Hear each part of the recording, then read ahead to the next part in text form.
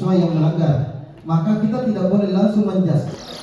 Setelah pemaparan diseminasi dari calon guru penggerak angkatan 9, setelah saya mendengarkan diseminasi dari Pak Sudaryanto tadi, dia luar biasa. Terima kasih atas kesempatan yang diberikan. Jadi perkenalkan nama saya.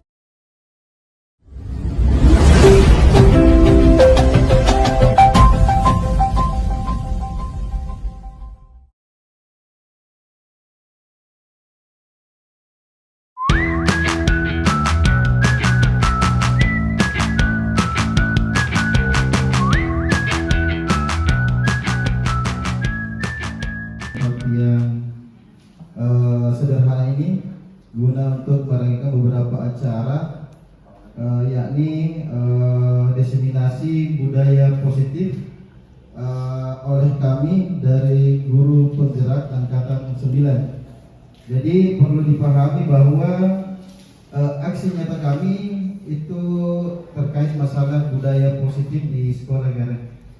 Selanjutnya kami menyampaikan bahwa aksi nyata di SMA Negeri 9 Jayaneponto sekarang itu sudah banyak kami lakukan bersama dengan rekan-rekan guru. Terutama kemarin aksi nyata terkait P5 itu sudah ditampilkan kayaknya di kan ada aksi nyata dari bentuk tari, bahkan ada dari bentuk recycle begitu kan, dan sudah dipajang oleh Ibu Samsia Benapu dengan Ibu Sumeni selaku koordinator PNPD guru penggerak angkatan 9, dan pengajar praktik saya itu adalah Pak Anwar, SPD MPD, kebetulan guru dari SMP Negeri 1 Binamo, dan fasilitator saya dari mereka Ibu Hasanah SPD MPD. Di sini mungkin kita hanya berbagi terkait masalah budaya positif yang ada di sekolah, sama dengan yang dijelaskan kemarin oleh Bapak Winarso SPDGR yang sempat juga memaparkan terkait masalah budaya positif di sekolah. Di sini saya akan sedikit memberikan sedikit penjelasan terkait masalah langkah dan strategi yang lebih efektif, konkret dan realistis untuk mewujudkan budaya positif di sekolah.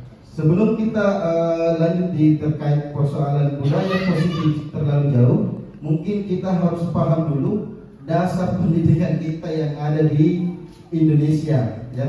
Jadi dasar kita terkait masalah filosofi pemikiran Ki Hajar Dewantara, bahwa menurut Ki Hajar Dewantara tujuan pendidikan adalah untuk menuntun segala kodrat yang ada pada diri anak agar mereka mencapai kebahagiaan dan keselamatan setinggi-tingginya, baik sebagai manusia maupun sebagai anggota masyarakat.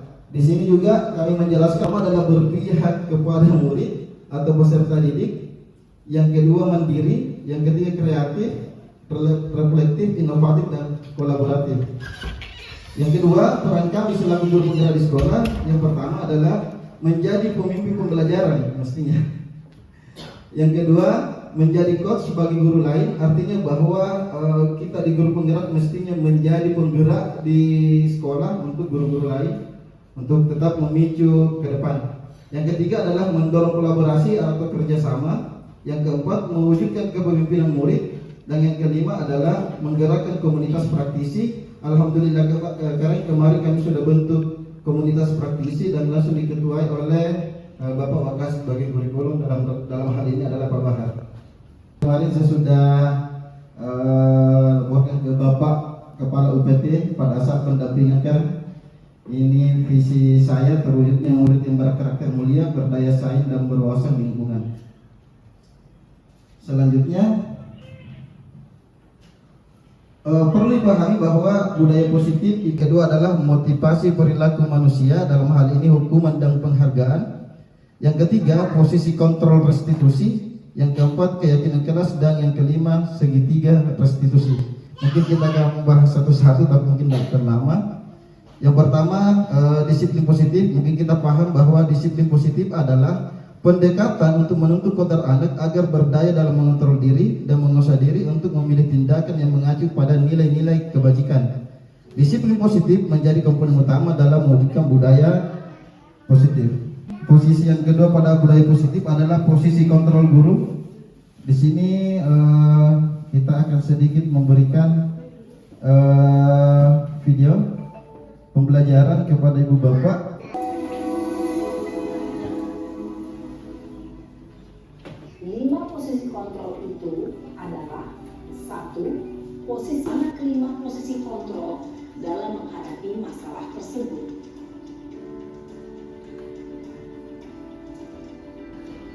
Sini kamu. Ini posisi penghubung Bapak Ibu. Ketika kita sebagai guru itu di posisi penghubung. Terlambat.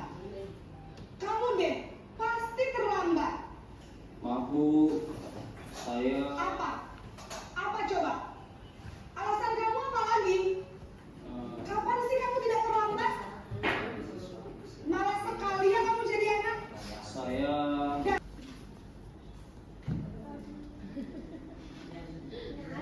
selamat pagi Bu. Wah, sudah jam berapa ini nak? Terlambat lagi ya sayang. Iya Bu, habis ibu saya lupa bangunkan saya Bu. Dalam posisi teman, guru berbicara dengan nada suara ramah, akrab, cenderung bersenda gurau untuk menjaga suasana tetap santai. Murid akan merasa senang, aman, dan akrab dengan guru. Identitas yang tercipta adalah identitas sukses atau berhasil. Selamat pagi Bu. Dan ini sementara menjadi acuan kita di posisi yang Maaf terakhir. Bu, saya terlambat. Iya, sekolah masuknya jam 7, sekarang sudah jam 7.20. Jadi sekarang bagaimana ini kalian? Maaf Bu, saya lupa setel alarm. Kebutuhan akan kebebasan, yang keempat akan kesenangan, dan yang kelima kebutuhan akan penguasaan. Dari 5 jenis kebutuhan inilah kita akan sebentar akan mampu membuat yang namanya keyakinan kelas. Apa sih sebenarnya itu keyakinan kelas? Jadi kalau kemarin yang ada itu adalah peraturan kelas yang biasa dibuat oleh mungkin ibu wali kelas atau mungkin ibu-ibu guru mata pelajaran sebelum masuk di pembelajaran. Biasanya ada peraturan dilarang ini, biasanya peraturan tidak boleh ini. Sekarang kita diarahkan bagaimana membuat keyakinan kelas. Jadi yang bisa mengandung atau peserta didik Bapak Ibu. Biasanya kan peraturan itu datangnya dari sekolah.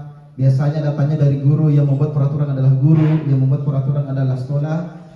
Pada hakikatnya kalau pengarahan dari kami di guru penggerak itu bahwa ternyata mestinya lahirnya dari peserta didik. Jadi disepakati dulu di peserta didik, setelah itu kita buat keyakinan kelas yang bisa mengandung nilai-nilai kebajikan. Nilai-nilai kebajikan yang dimaksud adalah nilai kasih sayang, apa gunanya itu disepakati, harus ada nilai kebajikannya. Tahapan menyelesaikan sebuah masalah. Jadi kalau kemarin biasanya kita kadang menggunakan sistem penghukuman, mungkin ya. Kadang kita menjadi bagaimana siswa itu merasa bersalah. Sekarang kita diarahkan bagaimana menyelesaikan sebuah kasus atau murid itu melalui segitiga restitusi. Jadi yang mana itu segitiga restitusi? Yang pertama adalah siswa yang melanggar. Maka kita tidak boleh langsung menjustis bahwa siswa itu kenapa kau melanggar? Kenapa kau seperti ini? Kenapa? Tidak boleh. Ternyata kita harus bicara baik-baik bagaimana karakter, bagaimana merasa anta, itu namanya menstabilkan identitas. Bagaimana membuat siswa belum merasa bersalah dulu.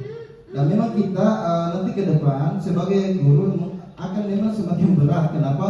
Karena memang kita yang akan menjadi pelayan buat peserta didik. Jadi kalau anak-anak yang salah tidak boleh langsung dijustis, harus dulu bicara baik-baik. Itu namanya menstabilkan identitas. Yang kedua adalah validasi tindakan yang salah. Maksud dari validasi tindakan yang salah adalah mencari tahu apa permasalahan sehingga ada yang terjadi. Dan yang ketiga adalah menanyakan keyakinan. Jadi menanyakan keyakinan itu yang dimaksud adalah keyakinan kelasnya. Apakah misalnya di kelasnya ada aturan tentang itu dan seperti itu tidak diperbolehkan misalnya.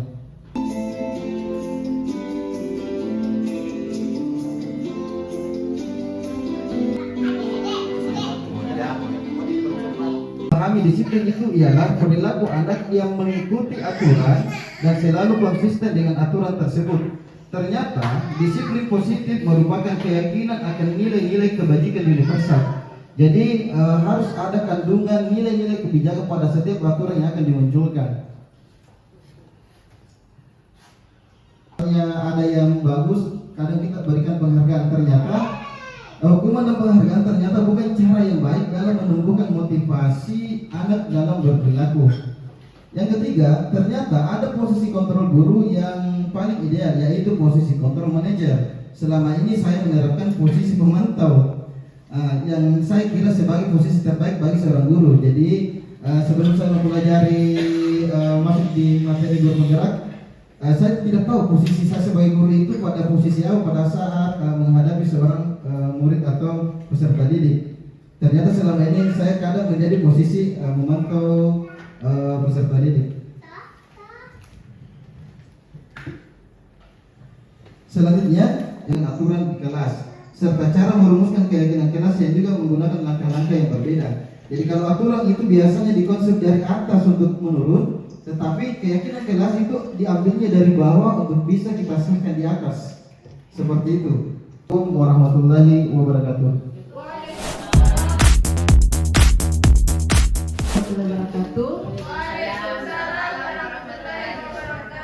Terima kasih atas kesempatan yang diberikan. Jadi perkenalkan, nama saya Junior SPD, akrab disapa di sini. Saya teman sejawat dari Bapak Musharyanto, SPD GF. Yang bisa saya dapatkan dari pemaparan tadi yaitu bagaimana cara menghukum siswa yang baik. Jadi tidak selamanya menghukum itu harus dengan cara fisik ataupun verbal, tapi memberikan masukan-masukan lebih baik yang positif untuk anak-anak selanjutnya sebagai agar supaya bisa berubah menjadi lebih baik lagi. Nah, itu yang bisa saya sampaikan. Terima kasih. Wassalamualaikum warahmatullahi wabarakatuh. Dan nama saya Nasridawati SPDGR. Saya adalah guru BK SMA Negeri 9 Jeneponto, merupakan rekan sejawat dari Bapak Musharyanto SPDGR, calon guru penggerak angkatan ke-9. Jadi berdasarkan dari hasil diseminasi Bapak Musharyanto pada hari ini, saya mendapatkan begitu banyak manfaat. Ya, salah satunya itu adalah tentang segitiga restitusi. Yang saya rasa ketika semua guru memahami segitiga restitusi ini, maka bisa dipastikan bahwa akan tercipta budaya sekolah yang positif untuk kedepannya. Terima kasih. Assalamualaikum warahmatullahi wabarakatuh. Saya pengawas satuan pendidikan di SMA Negeri 9 Jeneponto, yang merupakan tempat dari Bapak Musharyanto untuk mengajar. Dan setelah saya mendengarkan diseminasi dari Pak Musharyanto tadi, dia luar biasa. Semula dia memberikan budaya positif di sekolah ini, dia dengan memposisikan diri sebagai